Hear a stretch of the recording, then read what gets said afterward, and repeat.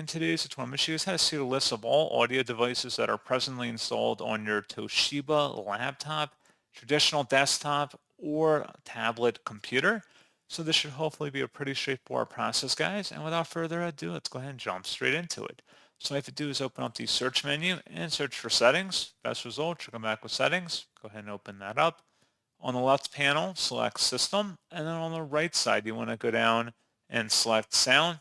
It's pretty much near the top of the page here. And then scrolling down again underneath Advanced, select where it says All Sound Devices, and then it should list out all of your input and output devices right here.